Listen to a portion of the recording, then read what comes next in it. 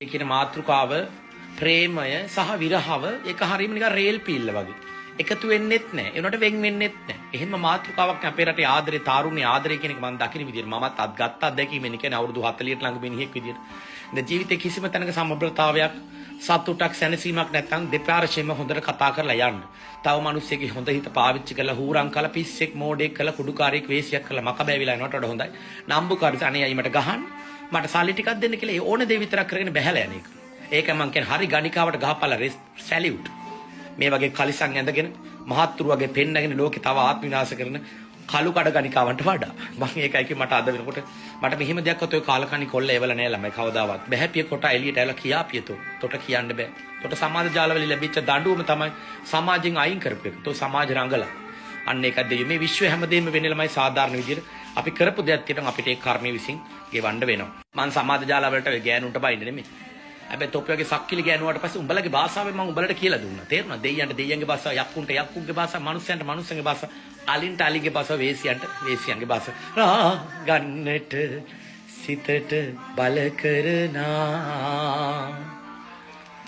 හැඟුම් නන් තාමත් සමහර දේවල් මට මතක් වෙනවා ළමයි. මතක් වෙනකොට මට ඒක ඡායාවක් වගේ අමතකලා යනවා. දැන් ගොඩක් දුරට මගේ තරහවල් අඩුයි. යම් කිසි දෙයක අවසානයක් තියෙන ඕනම දෙයක් එතනට මං ආවා. ඒකිට මොන වුණාද කියන්නේ මන් දන්නේ නැහැ. මොකද ඒකේ අදටත් හොරෙන් තමයි බලන් ඉන්නේ. ඔබ මහා ජරා කොල්ලෙක් කියලා තමයි උඹට කියන්නේ. ඔබ මහා තිරිසන් කපටි කොට කොල්ලෙක්. එච්චර මට කියන්න තියෙන කාලකන්ණි යන්දමගේ පුතාට. ඔබ හොඳට මතක තියාගනින් මේක. ඔබට කවදාවත් සැනසීමක් තිරිසන් සතෙක්ගෙන්වත් ලැබෙන්නේ නැහැ. ඒක ජයශ්‍රීමා කාලි අම්මගේ නාමයෙන් මං සාප තියෙනවා.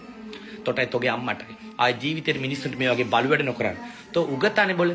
තෝ දැනුමක් තියෙන එකානේ. තෝ දරුවන්ට උගන්වපු එකානේ. එහෙම එකාට දෙයක් නොතේරෙන්න බෑනේ. හරි මම මෝඩයනේ. තෝ උගතනේ. තොට තේරුන්නේ නැද්ද? තෝ කපටියෙක්. අපේ නංගි මට ගොඩාක් උදව් කරා මේ කාලවක අනුතුල. මායි නංගිත් වැඩි කතා කරන්නේ නැහැ ළමයි. අම්මටත් එක වොයිස් මෙසේජ් එක නැත්නම් අම්මා දිගට පතරංග ජාතිකේ කියවනවා. ඒවට උත්තර දෙන්න ගියාම මට කාලය යනවා. එහෙනම් මං එයාට කරන් දකන වෙලාවට. තාත්තා නම් කතා කරන්නෙම නැති වැඩක්ම නැහැනේ. එහෙනම් ඒගොල්ලෝ අයින් කරන්න ඕනේ. අයින් කළා කොහොමද කියලා මම යනවා. එච්චරයි. මං කාලය දුන්නා, අවස්ථාවන් දුන්නා. අනිත් අය වෙනුවෙන් හිටියා. තව මට තියෙන්නේ 10යි. මට 50යි. ඊට පස්සේ හොඳ පුටුවක් උඩලා වාඩි වෙලා ඉන්නේ. මේ 10වත් හරියට ජීවත් වෙන්න ඕන අපි අපිට ආදරය කරන්න ඕනේ. ඒකම ඔයාලට කියන තරුණ කාලින් ළමයි කිසිම කෙනෙක් ලව් කියන මානෙන් ගිහිල්ලා කොට්ට බදාගෙන අඬලා වැළපිලා වහ බීලා ඇසාලි ටික විදන් කරගෙන පෙට්ටි කඩාගෙන බඩ වෙලා බඩ හොදලා වේසිය වෙලා කුඩු ගහලා වාචාලකන් දොඩවලා අතින් අතට ගිහලා චාටර් වෙන්න එපා. ඊට වඩා හොඳයි සිවුරක් දාගෙන මහාන වෙනවා. නැත්තම් තනියෙන් ඇඟිල්ල ගහ ගන්නවා. ඒක නම්බුකාරයි. තේරුණාද? ඒක හොඳට කල්පනා කරගන්න. තමා හම්බ කරන සික්සි දෙයක් ආදරේ නාමයෙන් සක්කිලින්ට වේදම් කරන්න යන්න එපා. අද කාලේ ආදරයක් කියලා දෙයක් නැහැ ළමයි. බහුතරයක් මිනිස්සු කරන හිත හොඳ මිනිහව රවට්ටගෙන වැඩේ කරගන්න. මේ දේවල් මට මම තව එක පෙට්ටියක් එන්න තියෙනවා. කයාලුවෙක්ගේ කියලා තියෙනවා. ඒ ළමයි එකක් බලන්න ඕනේ. මට එහෙම තෑගි එවන්න ඕනෙත් නැහැ ළමයි කවුරුත්. මොනවාද මේ කාඩ් එවන්න අවශ්‍යතාවයකුත් නැහැ. මම ඒ වගේ ලොකුවට බලාපොරොත්තු වෙන කෙනෙක් නෙමෙයි. මට අවශ්‍ය දේ මට අඳින්න දෙයක්, කන්න දෙයක්. මට නිදහසේ ඉන්න ඕනේ. කෙනෙක් එක කෝල් එකක් ගත්තා සැනසීමක් තියෙන්න ඕනේ. ලයිව් එකක් කරලා සන්තෝෂෙන් ඉන්න ඕනේ. මම ගොඩක් දැන් ලිමිට් කරලා කට්ටිය මේව කරන්නේ. මොකද එක එක ಜಾති নানা ප්‍රකාර මිනිස්සු මේ රටවල වල ඉන්නේ. ගොඩක් මිනිස්සුන්ගේ ආත්ම සුද්ධ නැහැ. හමායන හත හැර දමා යා යුතුය බොදුර දුකද ඉවසා ගන්නට සිතට බල කරනා හිතට බල කරනවා අපිට දුක ඉවස ගන්න වෙනවනේ අන්න එහෙම කාලරම්මක් පහු කරලා තමයි මං ආවේ බොහොම ස්තුතියි අපේ නංගිට ඒ වගේ තෑගියුවට මගේ උපන්දිනේ වෙන්නේ මම යන්න ඕනේ එළියට දැන් නැත්තම් මොකද මගේ ගිනි පික්කේ කෑම ඉවරයි ඒ ටික ගන්න යන්න ඕනේ තව වැඩ වගේක් තියෙනවා සමාජයට මැද මං එළියට ගිහලා පොඩක් මට මොන හරි කරයි ඒ කියන්නේ කෑම කන්නේයි මං එළියට බලන්න මොනවද කරන්න පුළුවන් කියලා. ඒ වගේ වැඩ ටිකක් තියෙනවා මම කරගන්න. ඒව තමයි. බොහොම ස්තුති මාත් එක්ක හිටගත් හැම ළමයෙක්ටම දැන් ඔයාලා බහැලා ගියත් මට ඇති. ඒක තමයි මට කියන්නේ. මම කිසිම කෙනෙක් ඇලෙන්නේ නැහැ. ඒක තමයි මගේ සමාජ ජීවිතේ. මම කවුරු පස්සේ යන්නෙත් නැහැ. ඉන්නේ උන් හිටපල්ලා. හරියට.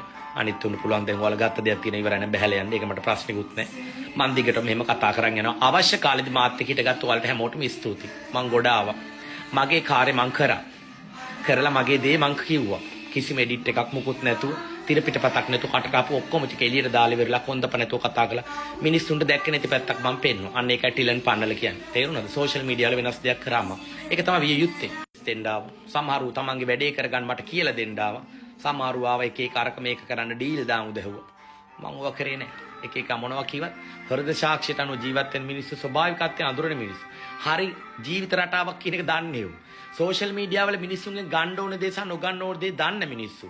සහ හරි ආචාර ධර්ම සහ හොඳ පවුල් වල හැදිච්ච කෙල්ලකොල්ලෝ. හරි රාජ්‍ය බාලිකාවල ඉස්කෝලවල ඕල්කට විද්‍යාල වලින් ගත්ත පීට වලින් අවුට් වෙච්ච කෙල්ලකොල්ලෝ.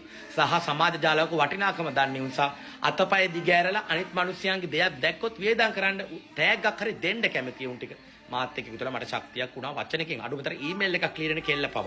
ඒක තමයි මට විය යුත්තේ මම ඒක කරා. දස අත විසිර යන යාමේ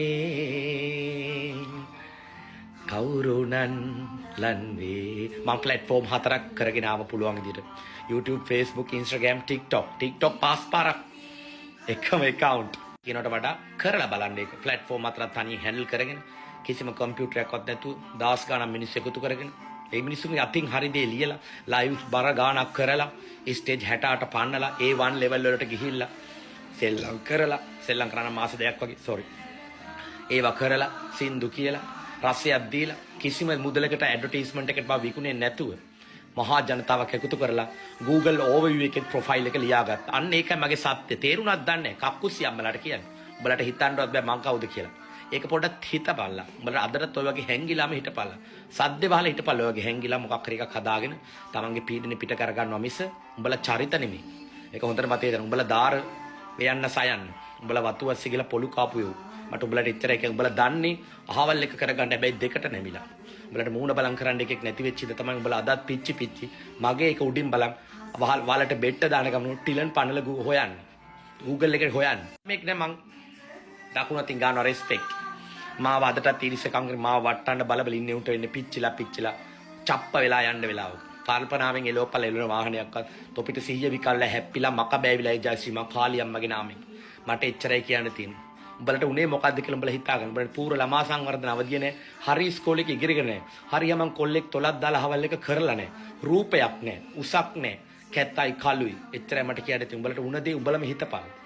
උඹලගේ පුකේ හිල දන්න උඹලගේ වන්නම. මට එච්චරයි කියන්න තියෙන්නේ. කවුරු පරිස්සමෙන්. මම යන්නේ ස්වභාවිකත්වයට එක්ක. එකට එක් මං ගැන දන්නේ උන් හරියටම දන්නා මං කවුද කියලා. ඉඳ හැද්දේ වහලා ඔය වගේ account එකක් හරි මොකක් හරි සද්දේ වහගෙන හදාගෙන තමන්ගේ ආතල් එක ගනින්න. එච්චරයි උඹලට කරන්න පුළුවන්. උඹලට වෙන කරන්න දෙයක් නැහැ. උඹලට හිතන්නවත් පුළුවන්ද මං කරපු ටික? කරලා බලාපල්ලා. ආසහිතේ.